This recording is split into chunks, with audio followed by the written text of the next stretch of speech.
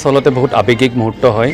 তো আমাৰ ডিফলুৰ ছবিখন যেতিয়া প্ৰথম আমি পৰিকল্পনা কৰিছিলোঁ, আমি জুবিনদাৰ তাত গৈছিলোঁ যে আপুনি গানটো গাবই লাগিব আমাৰ চিনেমাত।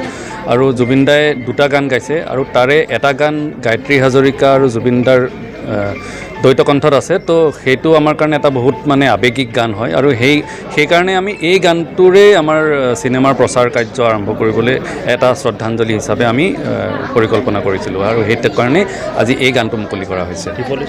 ডিফলু চিনেমাখনত আচলতে আমাৰ অসমৰ গাঁও আছে।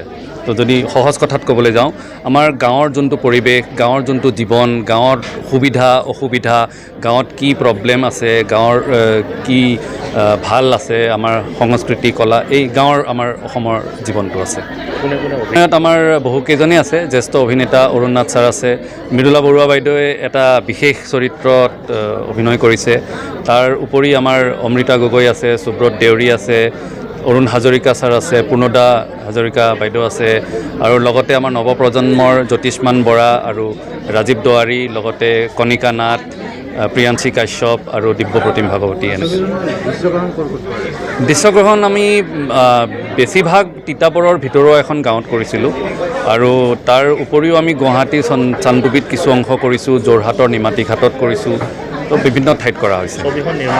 নিৰ্মাণ কৰোঁতে চাওক, আমিতো পৰিকল্পনাটো আছিলে সোনকালে কৰাৰ, 2 মাহ সময় লাগিছে আমাৰ ছবি গ্ৰহণ কৰিবলৈ, কিন্তু তাৰ পিছতেই স্বাস্থ্যৰ কিবা হেৰিৰ কাৰণে মই মানে পিছুৱাই যাব লগা হ'ল। পষ্ট প্ৰডাকশ্যনৰ কাম আমি আকৌ এইবছৰ হাতত লৈছোঁ। প্ৰচাৰৰ ক্ষেত্ৰত কেনেকুৱা? প্ৰচাৰটো আজিকালিতো প্ৰচাৰেই মেইন। তো প্ৰচাৰ আমি সম্পূৰ্ণভাৱে আগবাঢ়িম। সংবাদ মাধ্যমতে হওক বা সামাজিক মাধ্যমতে হওক বা পোষ্টাৰ লগোৱাৰ ক্ষেত্ৰতে হওক, আমি পূৰা সম্পূৰ্ণ একদম জোৰছে আগবাঢ়িম। আৰু আজি আমাৰ প্ৰথম মানে প্ৰচাৰৰ কাম আজিৰ পৰা আমি আৰম্ভ কৰিছোঁ আৰু আজিৰ অনুষ্ঠানটোৱে প্ৰথম পদক্ষেপ। অসমৰ দুগৰাকী কিংবদন্তীৰ প্ৰাণৰ শিল্পী জুবিন গাৰ্গ আৰু প্ৰয়াত গায়ত্ৰী হাজৰিকালৈ শ্ৰদ্ধাঞ্জলি জনাই নিজৰ প্ৰথম অসমীয়া পূৰ্ণদৈৰ্ঘ্যৰ চলচ্চিত্ৰ ডিফলুৰ প্ৰচাৰ অভিযানৰ আনুষ্ঠানিক আৰম্ভ কৰিলে বৰলুইত প্ৰডাকশ্যনে। চলচ্চিত্ৰখনৰ জৰিয়তে আজিও জীৱন্ত হৈ থকা এই দুয়োগৰাকী কিংবদন্তি শিল্পীৰ কণ্ঠক স্মৰণ কৰি আয়োজন কৰা এই আৱেগঘন কাৰ্যসূচীয়ে ডিফলুৰ মুক্তিযাত্ৰাৰ সূচনা কৰে। উল্লেখ্য যে চলিত বৰ্ষৰ 21 আগষ্ট সমগ্ৰ ৰাজ্যৰ ছবিগৃহত মুক্তি লাভ কৰিব ডিফলু ছবিখনে। এই ছবিখনৰ মুক্তিৰ পূৰ্বে আয়োজন কৰা এই বিশেষ অনুষ্ঠানটোৱে চলচ্চিত্ৰখনক কেন্দ্ৰ কৰি অনুষ্ঠিত প্ৰথম ৰাজহুৱা কাৰ্যসূচী। চলচ্চিত্ৰ জগতৰ সদস্য, সংগীতপ্ৰেমী, সংবাদ মাধ্যমৰ প্ৰতিনিধি আৰু দুয়োগৰাকী মহীৰূপৰ অনুৰাগীয়ে অনুষ্ঠানটোত অংশগ্ৰহণ কৰে। অসমীয়া সংগীতলৈ তেওঁলোকৰ অন্যান্য অৱদানক সশ্ৰদ্ধা স্মৰণ কৰে আয়োজকসকলে।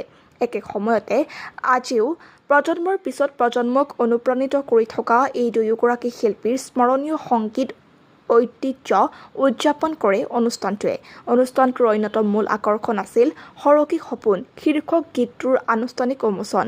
জুবিন গাৰ্গ আৰু গায়ত্ৰী হাজৰিকাৰ কণ্ঠৰে সজোৱা এই প্ৰেমমূলক দ্বৈত কণ্ঠৰ গীতটোৱে চলচ্চিত্ৰখনৰ সৈতে জড়িতসকলৰ লগত শ্ৰোতা দৰ্শকৰ বাবেও বিশেষ আৱেগিক তাৎপৰ্য বহন কৰে।